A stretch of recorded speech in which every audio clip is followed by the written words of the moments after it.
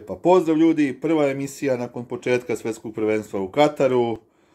Sutra ćemo pričati o celokupnom prvom kolu, a danas znate svi šta nas očekuje. Meč koji se dosta euforije očekujemo od samog početka i pre samog početka, o kome se priča već od aprila meseca kada su izvučene grupe. Dajte taj Brazil više da se igramo, da vidimo gde smo sa najboljima na svetu, kažu da su oni glavni favoriti. Sve kladionice ih stavljaju na prvo mesto, zaista su otišli sa jednim sjajnim timom, prve su zvezde tamo u Kataru, međutim, mislim da možemo da igramo sa njima, da ne treba da se uplašimo, da ih napadnemo, pa šta bude, komo opanci, komo obojci, dakle ne treba da ovu utakmicu shvatamo zdravo za gotovo ako slučajno rezultat bude nepovoljan u slučaju ako izgubimo. Mislim da možemo i sa Kamerunom i sa Švajcarskom da odigramo više nego egal mečeve i da smo dosta kvalitetniji od obe reprezentacije, upravo su završili. Mislim da ih gazimo i jedne i druge kao plitak potok. A što se tiče Brazilaca, ne bih trošio reči na ekipu, po mnogima najskuplju na ovom šampionatu, gde su zvezde poput Neymara, Viniciusa, Richarlisona i da ih ne nabrajam više, zaista pokriveni su na svim mogućim pozicijama, dakle imaju možda i dva najskuplja golmana, Alissona i Edersona, golmane, slobodno možemo reći, dve najbolje ekipe u Premier Ligi u poslednjih 5 godina, zaista, preskupa ekipa, ali nije da se ne može igrati protiv njih. Mislim da Pixi ima nešto to što će reći igračima i da ćemo iskoristiti taj neki momentum, da će se desiti nešto slično kao protiv Portugala prošle godine na Vrače. Neka bude ove godine Mitrovdan možda na Svetog Mratu, a i ne mora da bude Mitrovdan. Neka prođu Brazilci kao Bugari na Velbuždu 1330. godine, kada ih je Stefan Dečanski masakrirao i uništio im bukvalno srednjovekovnu državu, a neka opet junak bude mladi kralj Dušan Vlahović. Pošto Tadić jeste kralj, ali nije mlad. Nadam se da mi neće ovo zameriti. Što se tiče naše istorije sa Brazilcima, ovo će biti naš 5. meč na svetskim šampionatima. Svi svakako znate onaj prvi iz Montevidea koji smo mi dobili 2-1 i to je naša jedina pobjeda za sada nad Brazilcima na mundijalima, mada skor sa njima nije uopšte loš, dakle do prošlog prvenstva je bio bukvalno izjednačen.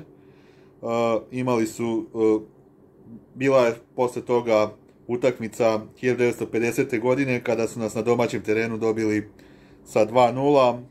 Verovatno ste čuli za tu anegdotu gde smo dobar deo prvog poluvremena igrali sa 10 igrača, dakle tada nisu postojale izmene. Rajko Mitić je prilikom izlaska na čuvenu Marakanu udario glavom, dakle prilikom izlaska iz tunela, i onda dok je sanirao povredu, Brazilci su već vodili 1-0. Dobili su nas 2-0 na tom šampionatu. Na kraju oni nisu osvojili to prvenstvo. Urugvaj im je priredio taj prvi Maracanazao. Posle toga susreli smo se takođe prvi meč u prvom kolu šampionata 1974. u Nemačkoj, dakle na otvaranju prvenstva. Odigrali smo sa tada aktuelnim svetskim prvacima 0-0. Ta čuvena Džajićeva generacija od koje se mnogo očekivalo, na kraju dobili smo Zair tada 9-0 i na kraju nismo ništa spektakularnije uradili, ali od Brazila tada smo sa Brazilcima smo odigrali 0-0, dakle ostali smo neporaženi.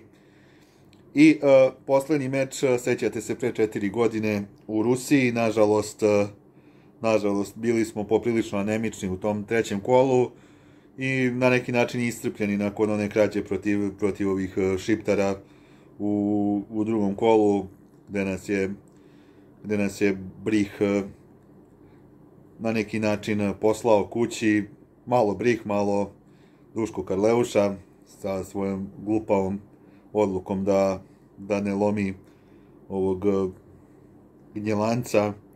Tako da, nadam se da ovoga puta ćemo pametnije ući u meč, sa više samopouzdanja. Imamo daleko jači tim nego 2018. Ako pogledamo na svim pozicijama, neki igrači su igrali 2018.